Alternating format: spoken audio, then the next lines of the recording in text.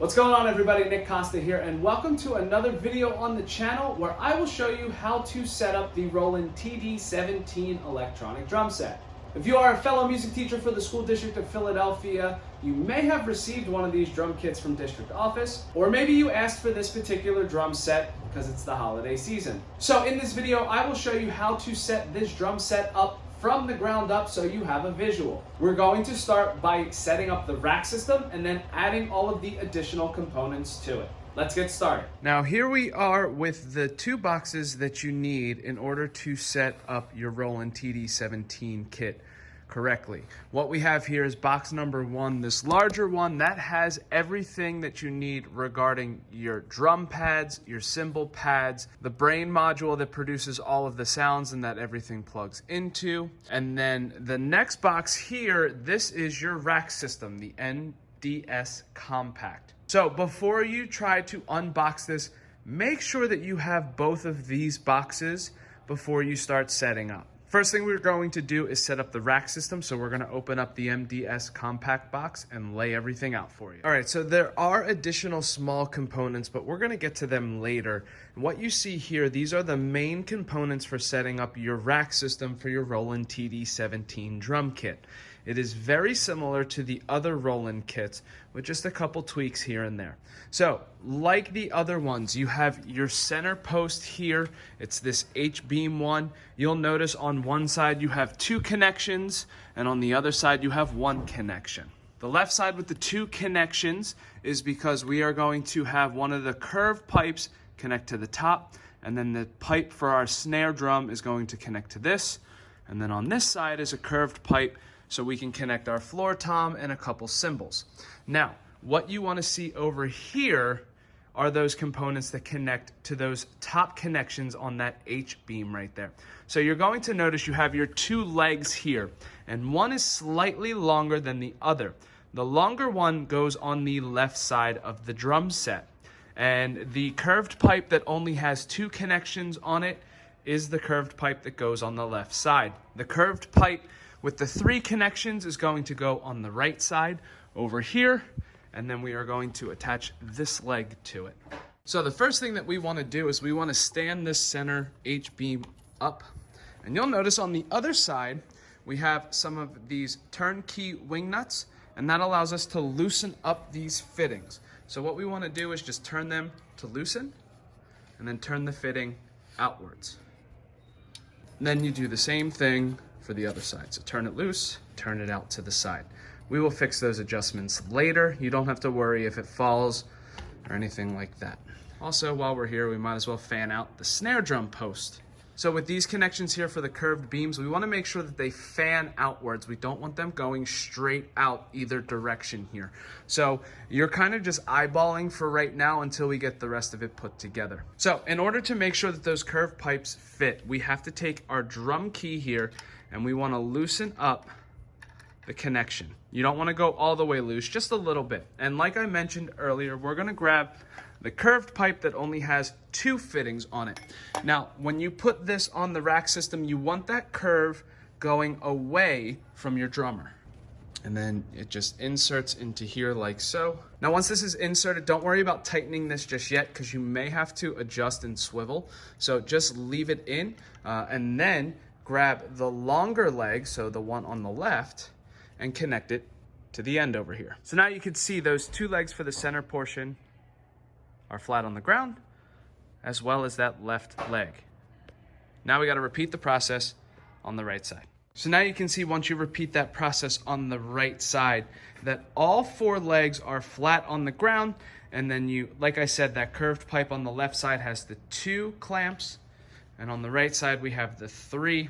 Leg on the right side is slightly shorter than the leg on the left side. Now that we have this set up, we can next insert the pipe for the snare drum. So as you can see on this pipe, it's closed off on one end and opened on the other. The open side is what's going to connect right here. So like we did before, we're going to take our drum key, loosen this tension rod, and then insert this. You are going to insert this pipe all the way in until you can't anymore, and then I will show you with the snare drum stand mechanism that attaches to this how you can slide it forward and backwards to adjust your snare stand. But for now, let's get this pipe on this clamp. So once this is inserted, you're gonna take your drum key, tighten it down, and now you're set to go. Now, you're going to notice that you have 3 cymbal arms. 2 are longer than the other one. We're gonna keep them off to the side until we get the drum pads put on this rack system, so then that way we can shift some of these clamps to make sure that our cymbals are in the proper spots. So here are some smaller components that are in that rack system box. You're gonna notice you have 3 clamps here. Those are for your 2 rack toms and floor tom. You have 3 L arms, and then you have this big contraption here, which is for your snare drum. So the first thing we're going to do is grab these 2 clamps, and we are going to attach one to each post here at the top. So what you wanna make sure that you do is that you take your clamp and then you actually have this fitting here pointing away from your drummer. Notice how the Roland logo is now facing outwards. So you loosen this fitting here, insert it like so, and then you just tighten that there. Now you repeat the process on the other side. So once you do that, you are going to grab the L arms that we had, and you are going to now attach them into that back fitting. Notice how we are connecting them on the outside of the fitting. That's going to give us enough room to adjust those rack toms so they are set up properly. Now we do the same thing on the right side. Okay. Now notice here that the L arms are not sticking straight up. They are angled towards the drummer. That's going to allow you to have your rack toms have a slight angle towards the drummer rather than sticking straight up. If they are sticking straight up and the toms are flat, you may run into a problem where you accidentally hit the rims of the drum. So that's why we have them angled. So now that we have those set up, we have to do the same thing here on the right side. So here's what I want you to think about while you are setting this up. I want you to see these 2 clamps on the outside of the bar. These 2 here are going to be used for our cymbal stands. The one in the middle is going to be used for our floor tom. So what I'm going to do is just turn, loosen this, and then just slide it. Again, we're kind of guesstimating here because we don't know exactly where it's going to go, but you just want to loosen that and have it in place. Notice how I turned that turnkey fitting outwards. That way when we take our L arm, it will insert right here and it is out of the way and not accidentally hitting like it would there. So once that's in place, we tighten, we are good to go. Now notice the whole thing swivels. That's gonna allow you to adjust the floor tom pad, which I will show you later. So now we are just going to tighten this so it doesn't move, and we are set. The last thing we want to attach is our snare drum holder here. So you will see that this actually just fits onto the pipe right here. So we want to loosen this fitting and then slide it in place. I am just turning it because I only have one hand since I am holding my camera with the other hand. Now once you have that in place, just tighten that down and you're set to go. Again, with this setup as well, this is something that we will adjust once we get the pad on our rack system. But for now, we have a good template. Now, we have one more clip right here. This clip is actually what's going to attach your brain sound module to the rack system. So what you want to do is take this clip, again, having this fitting pointing away from the drummer, and it's going to slide on the left arm like so, and then we tighten. So now what'll happen is once we get to attaching the brain module, that will suspend off of this mount right here. And now you can see that our rack is successfully set up. It is standing on its own. We have all of the clamps and L arms attached for us to attach the drum modules to the rack system. It is now time for us to open up the TD-17 box. Okay, so if you look here, these are the pads and the brain sound module for your TD-17. You're gonna notice that you have 4 drum pads. One is slightly larger than the other 3, and then you have 4 cymbal pads, and again, One is a hair larger than the others, not by much. You also have your kick drum tower here. So now, what we want to look at first is setting up the toms and the snare drum. So here, if you look, since we have 3 that are the same size, those are going to be our toms. It does not matter which one goes where, because once you plug everything in, the sounds are coming from your brain module over here. The snare drum, however, is slightly larger. When you are unboxing this, however, you're going to notice that this wing nut right here is actually taped to the drum itself. So when you're taking it apart, make sure you look for that and then you attach it immediately. That way it doesn't grow legs and walk away. So let's go ahead and attach the snare drum module first. So we are going to go over to our snare drum portion here, insert it like so, and tighten it down. So now notice here, I did not drop it all the way down. You want to have a little bit of room there. Just have it come down a little bit, and then if you do have to adjust height, you can move it upwards or downwards. But the last thing you want to do is drop it all the way down to the bottom and then tighten it. Now let's go ahead and attach our 2 rack toms. So we're actually going to grab all 3 of these and bring them over. So you are going to grab one of your tom pads. We're going to make sure this is loose so that way there is no tension on the fitting on the inside. And we are going to insert it into that L arm. Again, not going all the way down, just a little bit. And we are going to have it slightly angled like so. We're going to do the same thing with the next one. Make sure that's loose. And attach. So what we want to do here is not have so much of an angle on rack 1, so that way we can put an angle on rack 2. They don't have to be touching, but you want them to be pretty close to one another to make it easier for your drummer to move from drum 1 to drum 2. Last but not least, we have to attach the floor tom. But before we do that, notice here, our snare drum's kind of in the way and it's kind of in the middle. We actually want this to be over to the left a little bit. So what we are going to do is we're actually going to loosen up the clamp for the snare drum bar and shift it over to the left a little bit. Then we're going to tighten that there. So then we can loosen this fitting here and slide the drum over. So that's looking a little bit more like a drum set. Snare drum, rack tom 1, rack tom 2, and now we can put the floor tom in place. Just like the other ones, we want to make sure that that is loose so it fits on the L arm, and then attach like so. Again, don't go all the way down. And we are going to tighten that so it holds it in place. Now, when you are setting up floor toms, you do not want the floor tom tilted away from the drummer. You want it to be, if you have any kind of an angle on it, tilted towards the center of the kit towards your drummer. So in order to do that, you just simply loosen this fitting here, that wing nut, and then you can slide the whole thing downwards so you have a slight angle towards your drummer.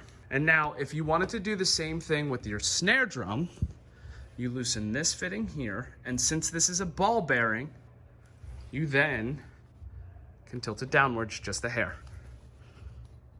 Now, usually when setting up a drum set, your snare drum and floor tom are either level with one another or your floor tom is slightly lower. If it's higher, it might be difficult to transition from your snare drum to your floor tom. So you just lower that a little bit until you see that they are level or slightly lower. Now, regarding the toms, you're gonna see here, rack tom 2 actually looks pretty good with that angle. Rack tom 1 seems pretty flat. So what we are going to do is just loosen this fitting here and then adjust the height and lock it in place. All right, now all of our drum pads are set up on the rack, ready to go. So the next step is attaching the cymbal arms over here. What we wanna actually do is we wanna use that shorter arm for our ride cymbal, which is gonna go on the right side, and then these longer ones are gonna be our crash cymbals. One's going to go on the left side, the other one's gonna go on the right side. So first thing we wanna do, since this is the shorter one, is grab this one and bring it over to the right side of the kit. We are going to use this clamp right here. So we are going to loosen up that turnkey style wing nut and slide that over. That way when we attach this cymbal holder to the clamp, It's holding the cymbal between rack tom 2 and the floor tom. Put that in place and then just tighten with that wing nut over there. All right, once you do that, you're gonna notice that that cymbal arm, we actually want it to go a little bit on an angle away from the drummer. And then what we wanna do is loosen this fitting here and then adjust this top portion and then lock it in place. So now what we wanna do is attach a cymbal to it. So first thing you wanna do is loosen up this wing nut and remove the felt. Let's go ahead and grab our ride cymbal. Now, looking at these cymbals, it might be difficult to see which one is our ride cymbal. So if we flip them over, obviously this one is for your hi-hat because it's got a hi-hat clutch attached to it. Notice our cymbals here, they all have numbers on them, CY12C, and it even says it's a crash. Same thing with this one, so those are our 2 crashes. The other one is a CY13R, which stands for ride cymbal. You're also gonna notice we have 2 outputs. One is for the bow and the edge of the cymbal, and the other one is for the bell of the cymbal. So we're gonna grab this one, bring it over to the kit. Now, when you are back at the kit, notice here that we have this lip, and we wanna make sure that that lip is level and facing your drummer, because if we look at the back side of the cymbal pad, you have a crease that lines up with that. So now when you put that in place, you're gonna see that that cymbal is pointing towards your drummer. Reinsert the felt on the top and the wing nut and go ahead and tighten that down. Now, when you are tightening this down, make sure that you don't tighten it until it stops. You only need a little bit so that way you have some cymbal wiggle. If this was an actual cymbal, if you tighten this all the way, it's going to be pretty dangerous and you could potentially crack your cymbal. So this allows you to have that proper practice to make sure that your cymbal's set up correctly and it can move. So you may notice that that ride cymbal is hanging over the rack tom just a little bit. So we are going to slide this over just a little bit more and then we'll come right back. And that's more like it. So now let's go ahead and grab one of these longer cymbal arms and attach it to the right side over here. So this is going to be our crash cymbal that is on the right side of the drum kit. Let's make sure that we loosen this fitting, insert the stand like so. Once you get it at the right spot, we then tighten. All right, now that that is in place, we're going to do the same thing with the top here as we did with the last one. Loosen this, make sure that that lip is lined up towards the drummer, and then tighten as so. Then we are going to remove this wing nut and felt. So now let's grab one of our crash cymbals. Now, just like our toms, it does not matter which one you grab. As long as it says CY12C for crash, you're good to go. Now again, notice that there is a crease in the bottom of the cymbal, which lines up with that lip that's on your stand. Again, insert your felt and tighten. Not all the way, so you have some wiggle. Cool. Now, we have to do one more on this side. We are going to insert that cymbal on this one here. So we want to make sure that we loosen this and slide it over just a little bit. So once you have this in place, just like the other ones, grab your cymbal arm, insert like so, and then tighten that fitting right there. So just like the other ones, we are going to loosen up our wing nut, remove the felt, and again, crease lines up with the lip on the bottom of the cymbal. Insert felt, tighten our wing nut just a little bit. There we go. And now you can see we are all set up. Final thing that we have to insert is the brain module right here. So I brought the brain module over to the drum kit, and you're gonna notice in one of the boxes, you're gonna see a bunch of small accessories. This is one of those accessories. This attaches to the back of this module. So if I flip it over, you're gonna notice that that attaches right here, and then this is what suspends off of that clamp. So before we actually do that, we are going to connect the cable to the back of this module, and then we'll attach this. Now, thanks to the very nice people at Roland, they've already created something that is snaked and tied together, so you don't have to worry about having a bunch of cabled mess. So what we're going to do is take that end and attach it to the back of the module. So you're going to notice with those cables, you want them facing upwards, away from that clamp mechanism that will be attached underneath. So once you put that in place, tighten both ends, and then you're set to go. So now that that is attached, we are going to take this accessory and we're going to connect it. So what you want to do is flip it so that this post is actually sticking out the left side. You're going to see that there's a rail there that you just slide it in place and push it until it clicks in. Now you are set to go. So now you take your module and you insert it into this back fitting here, and then you tighten. Okay, now that that is attached, you are going to notice that you have an extra clamp here.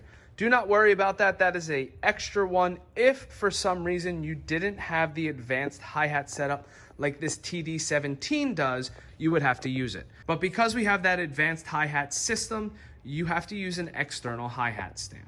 Now that we have this brain set up, it's time to connect what we have on the kit so far to this module. So we are going to grab this giant snake and we're going to swing it around the kit.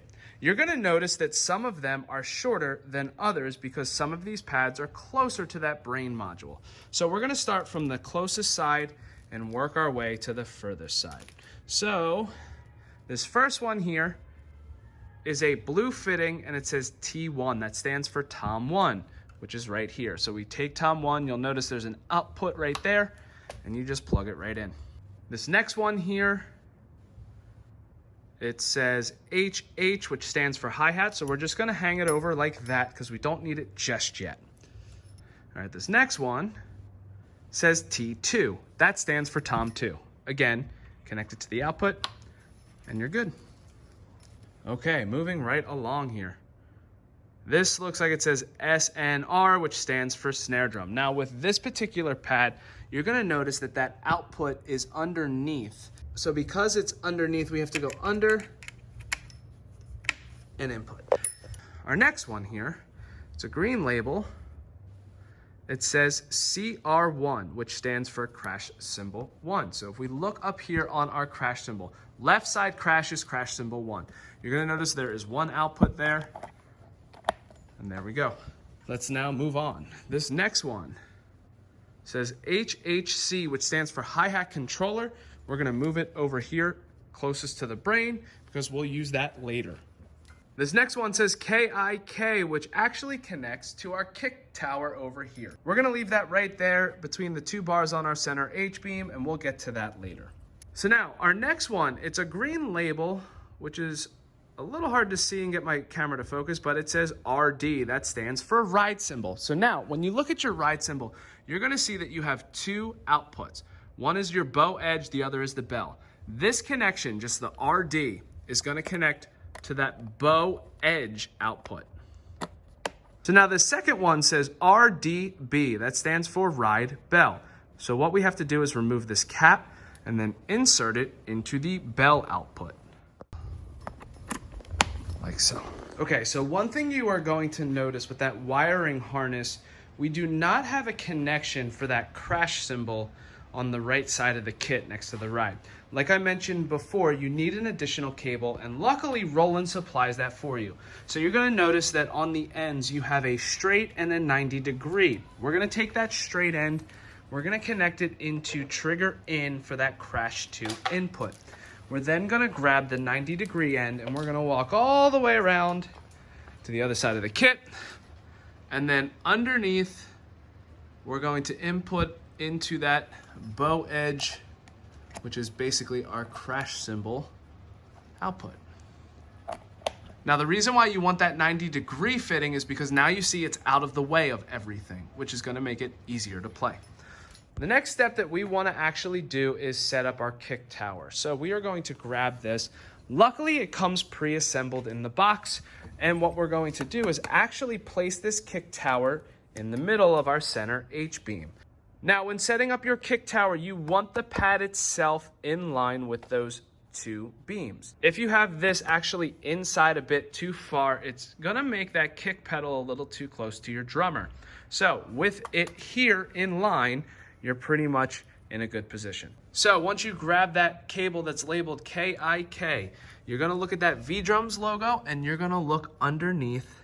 You'll see that that output is right there. So we are going to try and insert this. And now you are set to go. So now everything that came in those two boxes is set up in what you see in front of you. You have your brain module over here that produces your sounds. You have your snare drum, rack tom 1, 2, and floor tom.